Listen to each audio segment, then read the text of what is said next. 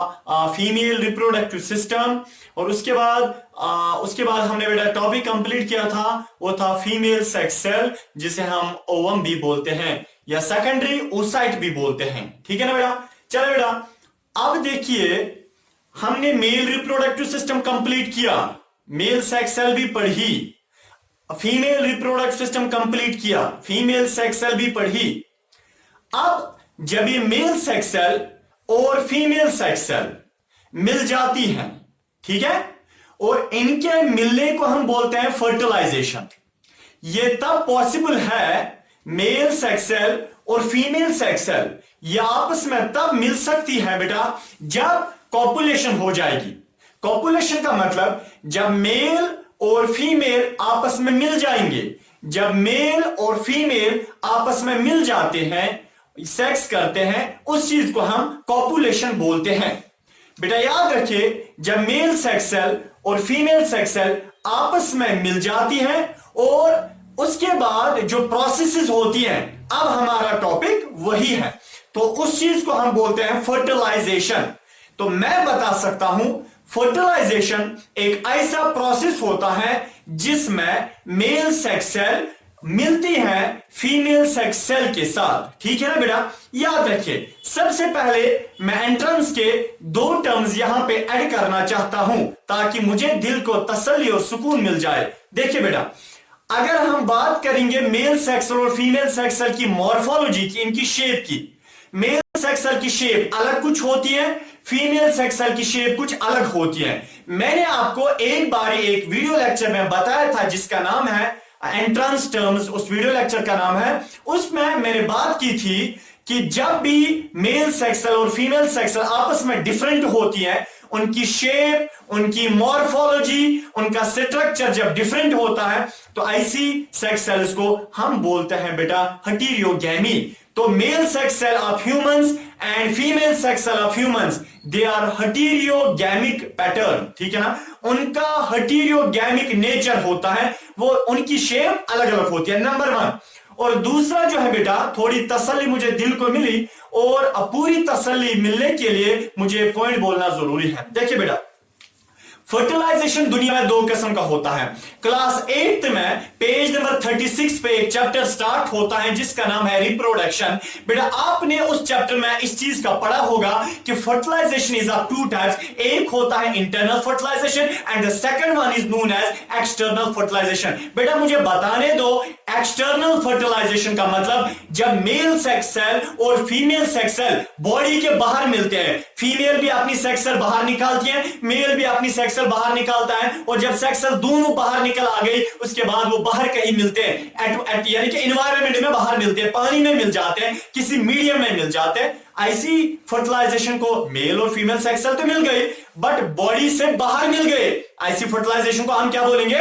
External fertilization. और internal fertilization का मतलब होता है जब मेल सेल और फीमेल सेक्स सेल आपस में जब मिलती हैं बॉडी के अंदर, कहां? किसी बॉडी के अंदर जब मिलती है, उस चीज को हम बोलते हैं इंटरनल फर्टिलाइजेशन। तो बेटा इंसानों में इंटरनल फर्टिलाइजेशन होती है। हाँ, एक बारी किसी ने क्वेश्चन किया था, शायद लास्ट साल ये ईयर का है, तो उसमें एक लड़का मुझे बोल रहा था कि सर अगर हम मेल सेक्स और फीमेल सेक्स को लाएंगे फिर टेस्ट ट्यूब बेबी बनाने की कोशिश करेंगे, वो कौन सी है? अरे बेटा इधर देखिए, वो जो है ना वो डिफरेंट कंडीशन है। क्या मतलब? इंसानों का नॉर्मल एवरेज स्कोर हमें देखना, इंसान में नॉर्मली क्या होता है। हम एक टर्म का इस्तेमाल क्लास 9 में करते हैं, इंसान जो होता है ये होता है सिमेट्रिकल। सिमेट्रिकल का मतलब इसको दो हिस्से बराबर हो जाते हैं। तो मैंने भी अपने वक्त में क्लास 11th में मैंने अपने टीचर से क्वेश्चन किया था, सर आप हमें बताएं, अगर आपने बताया इंसान सिमेट्रिकल होता है तो यहां पे क्या मसला? किसी एक बंदे को एक बाजू होती ही नहीं है, दूसरी होती है, वो सिमेट्रिकल कहां? बराबर हिस्से तो कहां हो गए बेटा? वो जो है ना वो एक्सेप्शन होती है। एक्सेप्शन का मतलब नॉर्मल इंसानों में वो नहीं आता है, जो नॉर्मल यानी कि एवरेज में जो होता है उसी चीज का देखना चाहिए। तो इंसानों में जो फर्टिलाइजेशन होती है दैट्स ऑफ इंटरनल फर्टिलाइजेशन। ठीक है ना, वो कौन सा टाइप है? Internal fertilization. सबसे पहले बेटा टॉपिक क्या बोल रहा है? Fertilization in human beings. ठीक है ना, ह्यूमन बींग्स में जब मेल सेक्स और फीमेल सेक्स मिलती है, उसके बाद यानी प्रोडक्ट में क्या बनता है उसी चीज का हम इंतजार कर रहे हैं। देखिए बेटा, सबसे पहले फर्टिलाइजेशन कहां पे होती है? फीमेल बॉडी के अंदर। देखिए बेटा, एक और टर्म मुझे याद आ गई जो बहुत इंपॉर्टेंट है रिगार्डिंग एंट्रेंस, वो ये है जब मेल सेक्स सेल और फीमेल जब एक मेल और फीमेल आपस में मिल जाते हैं, ठीक है ना, मेल की पेनिस फीमेल के वैजिना के अंदर जब होती है, उस वक्त हम बोलेंगे ये क्या कर रहे हैं? कोइटस कर रहे हैं, जिसे हम सेक्स बोलते हैं। ये सेक्स कर रहे हैं या कोइटस कर रहे हैं, या हम बोलेंगे ये कॉपुलेशन कर रहे हैं। जब मेल की पेनिस फीमेल की बॉडी के अंदर, फीमेल के वैजिना के अंदर होती है, उस चीज को हम क्या बोलते हैं? कॉपुलेशन, कोइटस, सेक्स, ठीक है ना बेटा। अब देखेंगे यहां पे कि फीमेल रिप्रोडक्टिव सिस्टम का थोड़ा सा एक स्केच हम बनाएंगे, उसके बाद हमें पता चलेगा। देखिए बेटा, ये है, चलिए मैंने असल में परसों बनाया था फीमेल रिप्रोडक्टिव सिस्टम अच्छे से, आज मैं थोड़ा इसका स्केच बना लेता हूं। मुझे खाली आपको बेटा समझाना है कि ये फर्टिलाइजेशन कैसे होते हैं। देखिए, जब मेल और फीमेल आपस में क्वाइटस करते हैं बेटा, आपको पता है फीमेल के वेजिना के अंदर उस वक्त 300 मिलियन स्पर्म्स आती हैं। मैं बता सकता हूं, स्पर्म तो हमारी बॉडी में छोटी सेल होती है, बट याद रखिए बेटा, जब मेल स्पर्म्स या मेल क्वाइटस करता है फीमेल के साथ, उस वक्त लगभग 4 ml, याद रखिए बेटा, एंट्रेंस के रिगार्डिंग इसमें सारे के सारे पॉइंट्स में आज ऐड करता हूं, कोई पॉइंट ऐसा नहीं है जो इससे, यानी कि जो मैं यहां पे ना बताऊं और इसमें आया होगा, ठीक है ना, वैसे तो बात नहीं है। देखिए बेटा, 4 ml स्पर्म्स फीमेल की बॉडी के अंदर जाती है, 4 ml स्पर्म्स।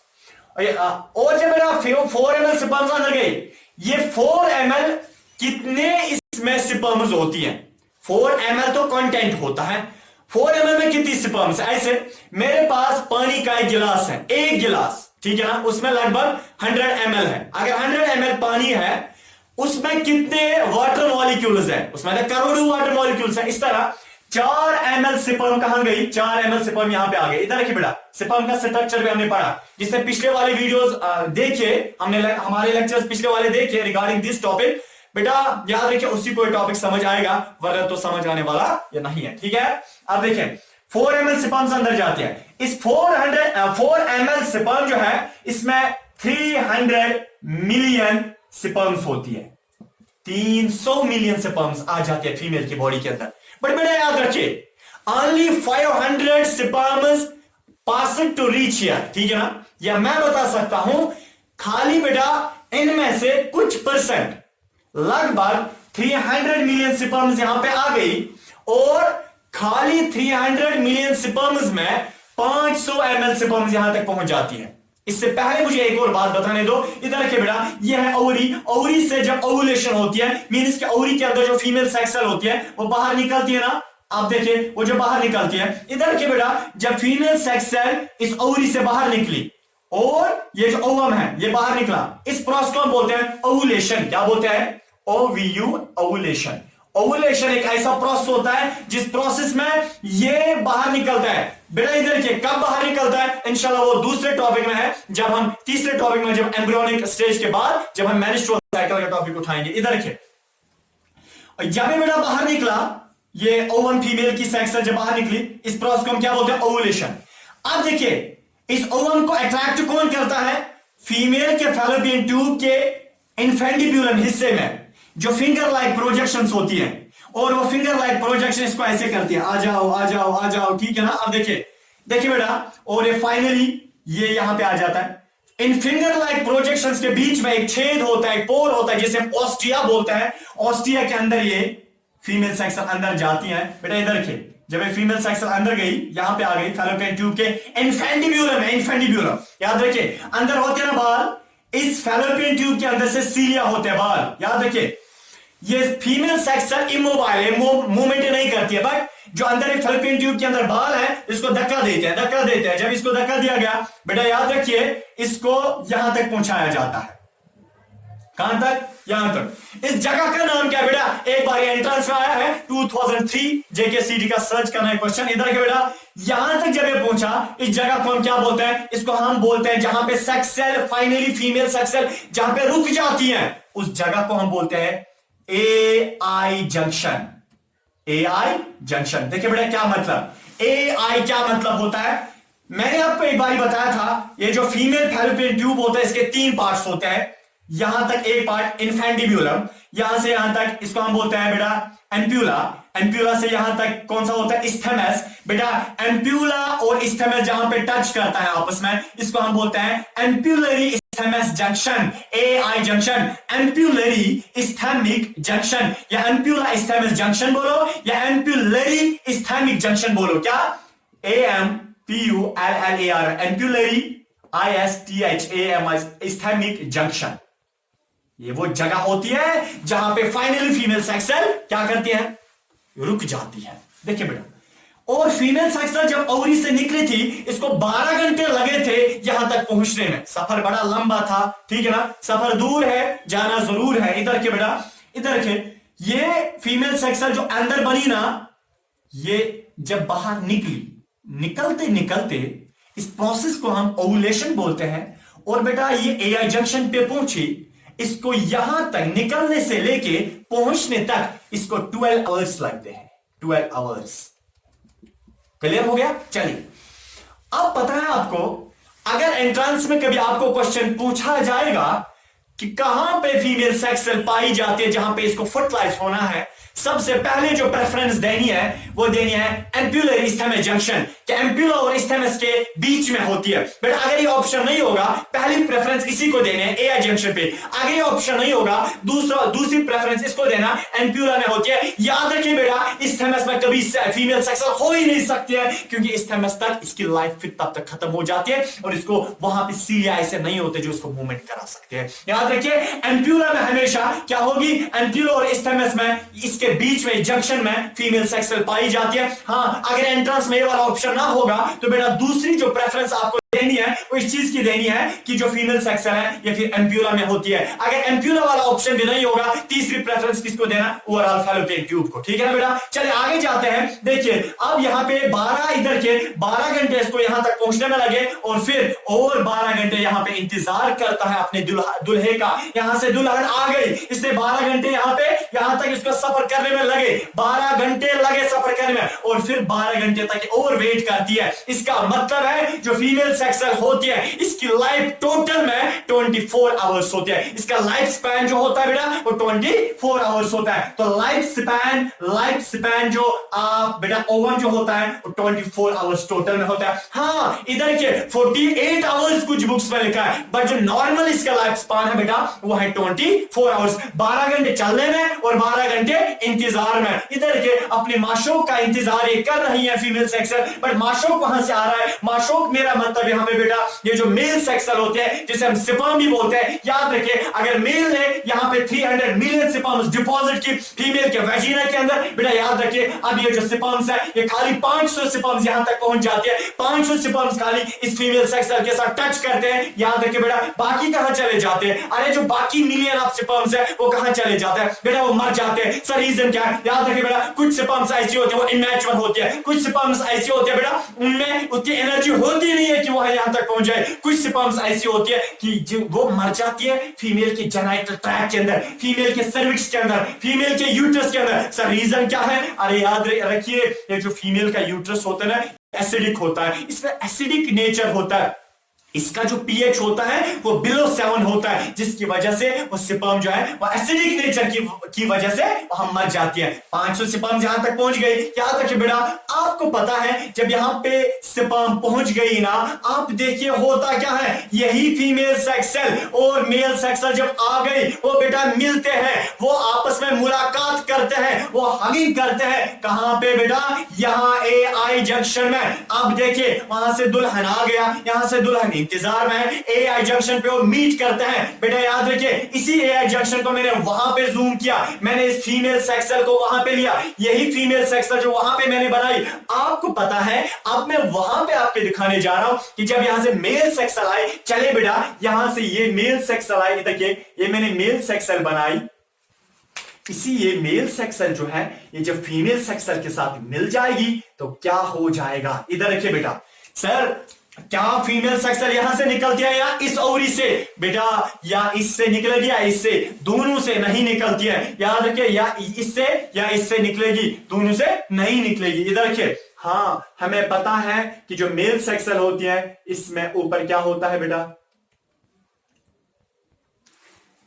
हमने तो पढ़ा है ना, मेल सेक्स सेल के ऊपर से रिसेप्टर्स होते हैं। उन रिसेप्टर्स का नाम क्या है, उनका नाम है बेटा एंटी फर्टिलाइजिंग रिसेप्टर्स। और हमने यहां से यह भी पढ़ा कि जो या ये अंदर से जो प्लाज्मा मेम्ब्रेन इसका होता है, किसका, ओवम का, वहां पे रिसेप्टर्स होते हैं जिनको हम कौन से रिसेप्टर्स बोलते हैं, फर्टिलाइजिंग रिसेप्टर्स। तो फीमेल के पास फर्टिलाइजिंग रिसेप्टर्स, हाँ ये मेल के पास, फीमेल ओवम के पास फर्टिलाइजिंग रिसेप्टर्स, मेल के पास एंटी फर्टिलाइजिंग रिसेप्टर्स। बेटा याद रखिए, बहुत सारी स्पर्म्स आ जाती है, बहुत सारी स्पर्म्स, और जो पहले पहुंच जाती है, जो पहली स्पर्म जो इसके साथ टच करती है, वही उसी को चांस मिलता है, कहां, उसी को चांस मिलता है फर्टिलाइज होने का। इसका मतलब है बेटा, जो एक्टिव स्पर्म होती है, जो एक्टिव स्पर्म होती है, जिसकी मोबिलिटी तेज होती है, जिसकी मूवमेंट तेज होती है, जो सबसे एक्टिव होती है, जिसमें एनर्जी ज्यादा होती है, जो मैच्योर होती है बेटा, वही इसके साथ टच करती है और इसके साथ फर्टिलाइज होती है, उसके उसी से फिर बच्चा बनता है। इसका मतलब है बेटा, आप और मैं, पूरे दुनिया के इंसान, आपको पता है हम एक मैच्योर स्पर्म,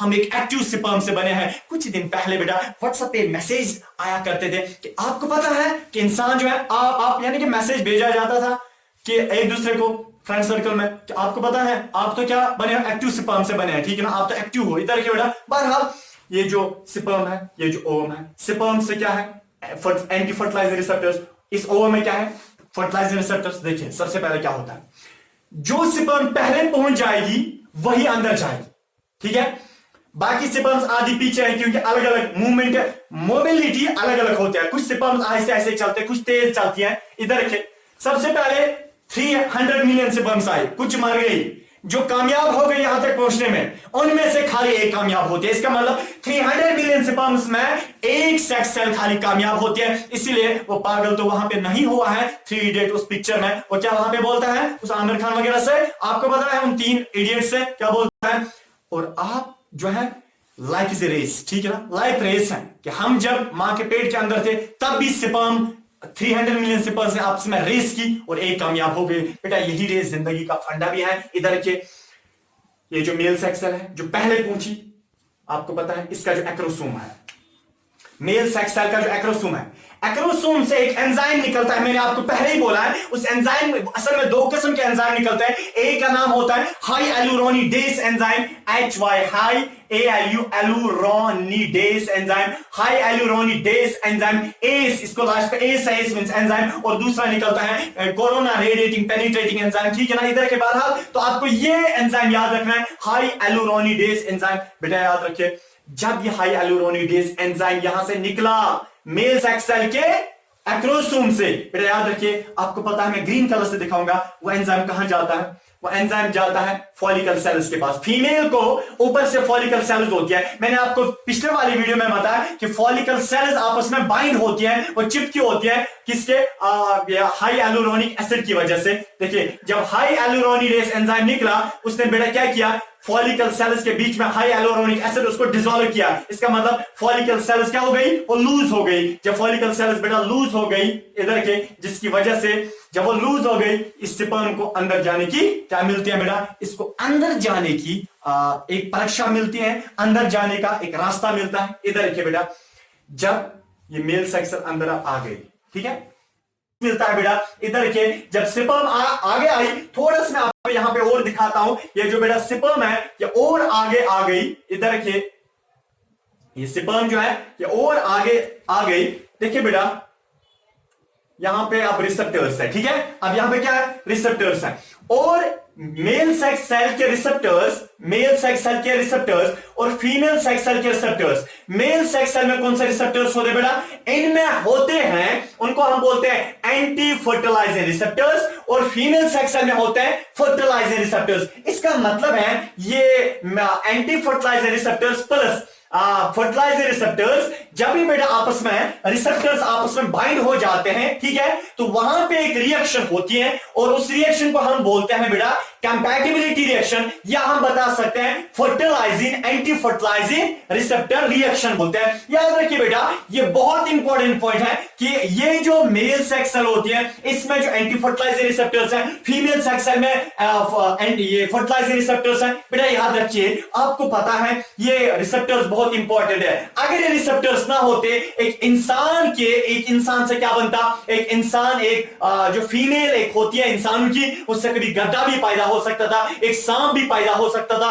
एक चूहा भी पैदा हो सकता था। बेटा याद रखिए, आपको पता है ये जो रिसेप्टर्स हैं ये स्पीशीज स्पेसिफिक रिएक्शन कराता है। यहां पे क्या मतलब, दीज रिसेप्टर्स आर यानी कि two important for species specific reaction. मेरा मतलब है जो बेटा ये रिसेप्टर्स होते हैं ये आपस में क्या पहचानते हैं एक दूसरे को, क्या ये एंटी फर्टिलाइजर रिसेप्टर्स पहचानते हैं फर्टिलाइजर रिसेप्टर्स को, क्या ये यानी कि हमारी स्पीशीज की सेक्स सेल है ये fertilizer receptors anti fertilizer receptors को पहचानते हैं, क्या ये हमारी स्पीशीज के ही स्पर्म सेल है। ठीक है, इसका मतलब यानी कि स्पीशीज को यहां पे पहचाना जाता है। जब बेटा इन्होंने आपस में एक दूसरे को पहचाना, ये बोल रहे हैं नहीं हाँ अपनी सेक्स है, ये बोल रहे हैं नहीं अपनी स्पीशीज की सेक्स है, जिसकी वजह से ये जो है बेटा फीमेल सेक्स सेल जो है इस स्पर्म को यानी कि क्या करते हैं, अट्रैक्ट करते हैं। अट्रैक्ट का मतलब एक्सेप्ट करते हैं। जब बेटा इसको एक्सेप्ट किया गया, आपको पता है, और यहां पे आप एक वेव, ये जो ज़ूनर पैलिस्यूडम है रिसेप्टर्स होते हैं बेटा,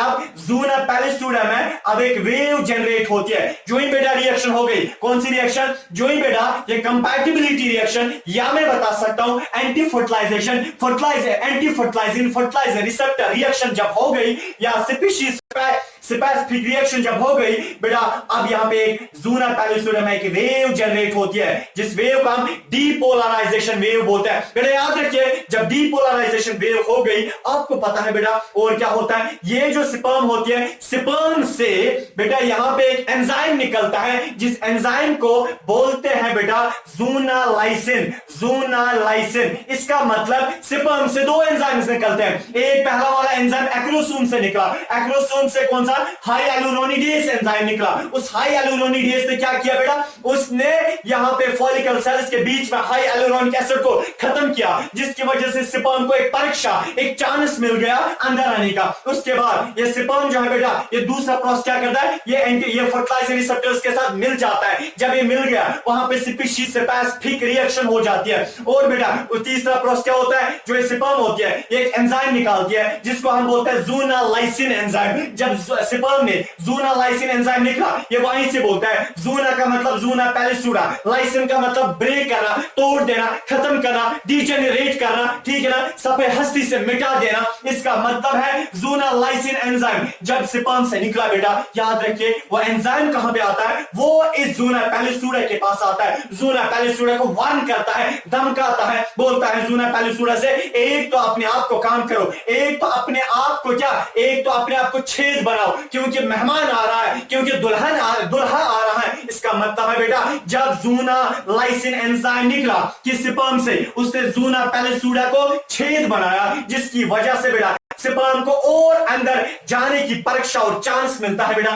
तो मैं और आसानी से यहां पे ऐसे बना सकता हूं बेटा, इधर के स्पर्म जो है वो और अंदर आ गई, जिसकी वजह से बेटा स्पर्म जब बहुत ज्यादा अंदर आ गई, आपको पता है यहां से ज़ूनालाइसिन एंजाइम ने क्या किया बेटा, याद रखिए, नंबर 1 ज़ूनालाइसिन एंजाइम ने छेद बनाया, नंबर 2 इस कवरिंग को हार्ड बनाया।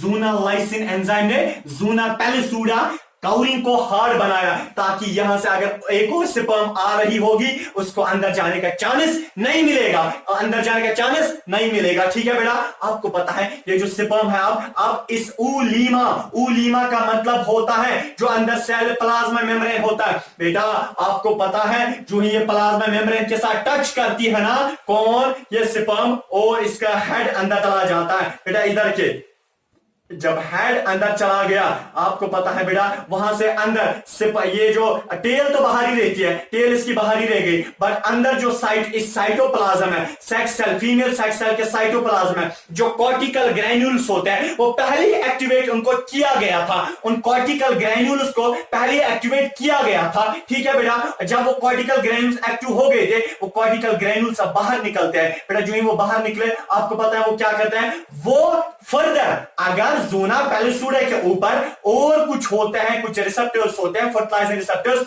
ये कॉर्टिकल ग्रेन्यूल्स बाहर निकलते हैं और उन रिसेप्टर्स को बोलते हैं आप खत्म हो जाओ। क्योंकि अगर यहां से एक और स्पर्म आएगी वो मत ना किसी रिसेप्टर के साथ मिलेगी, जब रिसेप्टर के साथ नहीं मिलेगी तो स्पर्म बहुत सारी अंदर नहीं आ सकती है। जब स्पर्म बहुत सारी अंदर नहीं आ सकती है उस चीज को हम बोलते हैं, या अगर बहुत सारी स्पर्म अंदर आ जाएंगी उसको हम बोलते हैं पॉलीस्पर्मी। बेटा वो हो ही नहीं सकता है क्योंकि पहले ही कॉर्टिकल ग्रेन्यूल्स क्या करते हैं, वो सारे रिसेप्टर्स फर्दर क्या करते हैं, डिजेनरेट करते हैं, खत्म कर देता है। इसका मतलब कॉर्टिकल ग्रेन्यूल्स पॉलीस्पर्मी को प्रिवेंट करते हैं। ठीक है, जब बेटा यहाँ पे ये हेड आ गया स्पर्म का अंदर, टेल बाहर ही रहती है। टेल बाहर क्यों रहती है, क्योंकि टेल का एक ही काम था विप्लैश मूवमेंट कराना, यानी स्पर्म को एआई जंक्शन पे पहुंचाना, इसने तो किया। आपको पता है बेटा अब यहाँ पे क्या होता है, ये जो हेड होता है किसका, स्पर्म का जो हेड है उसमें न्यूक्लियस है, न्यूक्लियस में क्रोमोसोम्स होते हैं, क्रोमोसोम्स हाफ नंबर होता है 23 खाली, और फीमेल सेक्स सेल में भी न्यूक्लियस होता है, न्यूक्लियस में क्रोमोसोम्स होता है, क्रोमोसोम हाफ होता है 23। इसका मतलब है मेल सेक्स सेल का न्यूक्लियस फीमेल सेक्स सेल का न्यूक्लियस मिलते हैं, एआई जंक्शन में मिलते हैं। बेटा जब वो मिल गए क्या, हैप्लॉइड दो nucleus, male sex haploid nucleus fuses with female sex haploid nucleus, जब वो बेटा आपस में मिल गए वो उन्होंने एक स्ट्रक्चर बनाया वहां पे। इस स्ट्रक्चर को अब आप ओवा नहीं बोल सकते हैं, इस स्ट्रक्चर को अब आप सेक्स सेल नहीं बोल सकते, इस स्ट्रक्चर को बेटा अब हम नाम देते हैं जाइगोट। इसका मतलब है पहले दो सेक्स सेल्स थी, जब दो सेक्स सेल्स मिल गई, मेल और फीमेल सेक्स सेल फ्यूज हो गई, बेटा फ्यूजन हो गया, फर्टिलाइजेशन हो गई, अब वहां पे जो प्रोडक्ट बनता है वो जाइगोट है। बेटा आप चेक करना 2009 क्वेश्चन नंबर 169, बेटा वहां पे क्वेश्चन पूछा गया था जेकेसीटी का कि जो end product of zygote is, sorry end product of fertilization is, fertilization का जो एंड प्रोडक्ट होता है वो होता क्या है, वो जाइगोट होता है। इसका मतलब है जाइगोट तो mixture of male and female gamete या सेक्स सेल होता है। बेटा जब यहां पे जाइगोट बन गया, आपको पता है जाइगोट में क्रोमोसोम्स कितने होते हैं, बेटा 2011 क्वेश्चन नंबर 172 जेकेसीटी का सर्च कर लेना, आपको पता है वहां पे आया था zygote contains dash number of chromosomes, कितने क्रोमोसोम्स होता है मैं बता सकता हूं, मेल के भी क्रोमोसोम्स होता है, फीमेल के भी क्रोमोसोम्स होता है, मेल के 23 होते हैं, फीमेल के 23 होता है, टोटल में 46 होता है इन ह्यूमन बीइंग्स। इसका मतलब जाइगोट में टोटल नंबर ऑफ क्रोमोसोम्स 46 होते हैं, या मैं बता सकता हूं 23 पेयर होता है। इसका मतलब जो ये बच्चा बनेगा, जाइगोट बड़ा हो जाएगा, वो हम एम्ब्रियोनिक डेवलपमेंट, जो इसके बाद हमारा टॉपिक है, बेटा याद रखिए जो बच्चा होगा उसमें इसी जाइगोट से बच्चा फर्दर बनेगा। याद रखिए अब बच्चे में जो क्रोमोसोम्स होते हैं वो होता है बेटा 46 या 23 पेयर होता है। ठीक है ना।